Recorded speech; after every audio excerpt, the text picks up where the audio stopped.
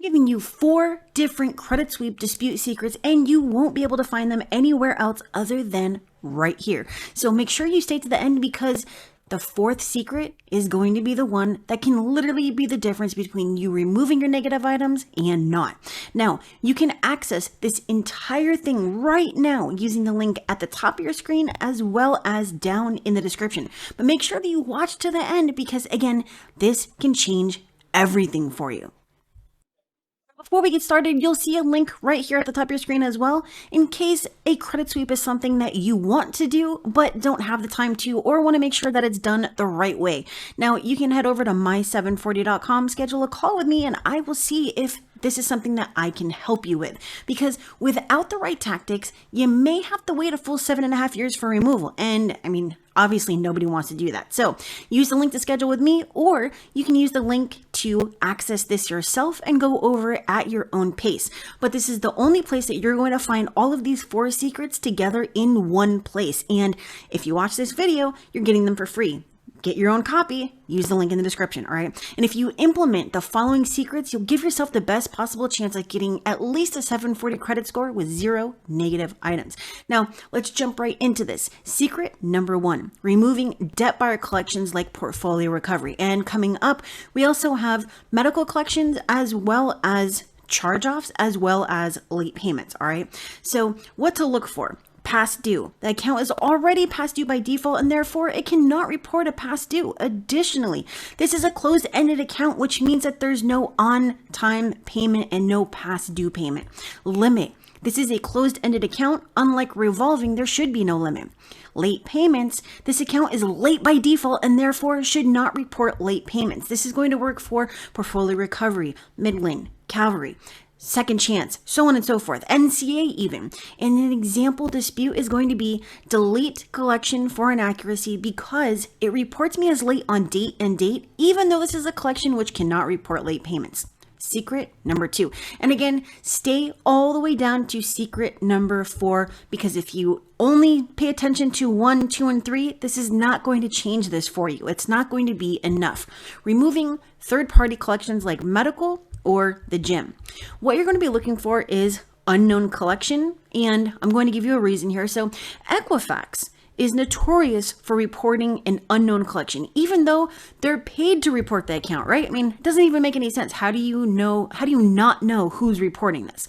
Using common sense, this would mean that they're unable to verify the account because they don't even know who is paying them to report it, right? Now, section 623 states that if the account may be inaccurate, the data furnisher is required to report the name and address for the consumer to dispute directly with them. Now, this takes away your right to dispute with them, and therefore this is a violation of section 623.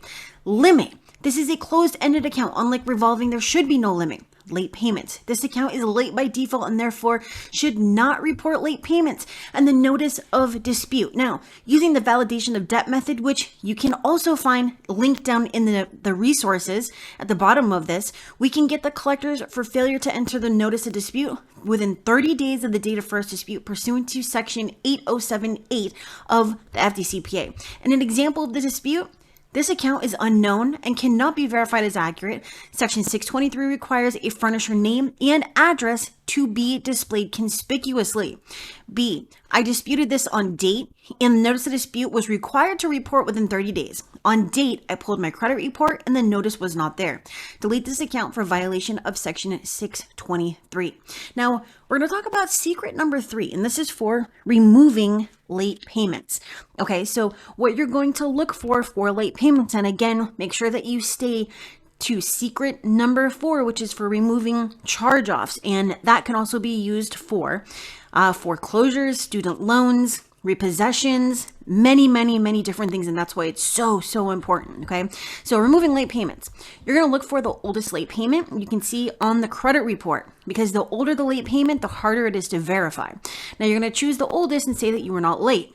The burden of proof is on them to legally verify, and my friend, the only way for them to do this is to furnish a copy of the data furnisher's bank statements, and that's never going to happen. Inconsistent reporting. You're going to check the late payment history and make sure that each bureau is reporting the same information. Each bureau must report the same late payment dates, otherwise it's inaccurate. Date of first delinquency. Now, similar to the oldest late payment, you're going to check the account reporting for the first date of delinquency and state that you were not late. To remove that account, this is something a little bit different. Instead of asking for the lates to be removed, ask for the account to be removed due to the late payment inaccuracies, specifying the facts. Now, an example of a dispute like this would be, I paid on time for date. Please remove this late payment for inaccuracy and update to paid on time, never late. Another way to do this is remove this account for inaccuracy because I paid on time for date. Now, if you see, there's a difference between updating and removing the entire account, okay? Now, another thing, I disputed this on date, and the notice of dispute was required to report within 30 days. On date, I pulled my credit report and the notice was not there. Delete the account for violation of section 623. Now we have arrived at secret number 4, removing charge-offs. And we're going to skip to the bottom real quick because here's the deal. This can be used for charge-offs, student loans, accounts with late payments that you want to remove entirely, foreclosures, repossessions, regular collections. All right, so this is why this is so important, and I want for you to pay attention. But again, use the link at the top of your screen or down in the description, and you can access this yourself, okay? And smash the like if you are finding this valuable. Subscribe so that you can know exactly what needs to be done to remove these things from your credit report permanently. And now let's talk about what you should be looking for. Date last paid. Now here's the deal. This is the date that you last paid and never paid again. The date must be the same on all 3 bureaus. Date last reported. They're required to update when the bureaus verify is accurate. If they verify but do not change its date when it actually occurred, it's likely no investigation actually occurred, right? So nothing took place. Oldest late payment that you can see on the credit report. Now, again, so the older the late payment, the harder it is to verify.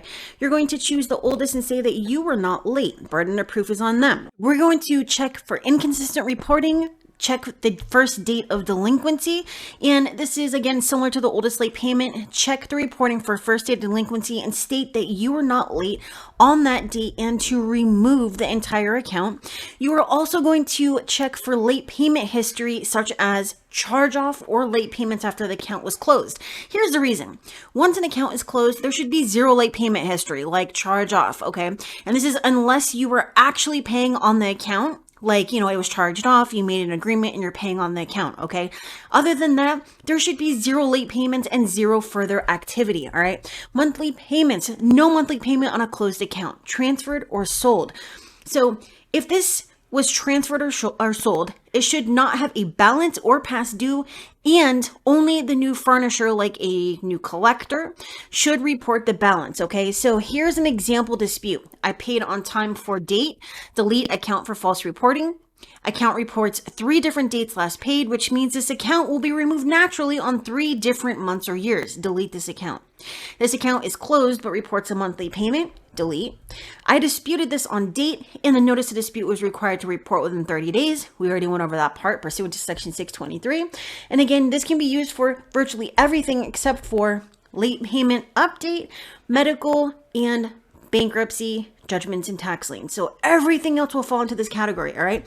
There are additional resources here like the 290 dispute reasons, 4 cheat sheets, 5 roadmaps, 8-letter validation of debt series, follow-up tactics, bulletproof training book, how to get faster results, how to remove verified accounts, how to write the perfect dispute letter, dispute reason generator, and the Credit Suite credit repair software, all right? So this is literally packed with everything. If you want to go over this at your own pace, then very simply, again, use a link at the top of the screen or down in the description to go access this right now, or schedule that call with me at my740.com so you don't have to worry about all these things and whether you are doing this the right way or the wrong way, okay? And I will see you later. Make sure that you go and click on this next video, and I will see you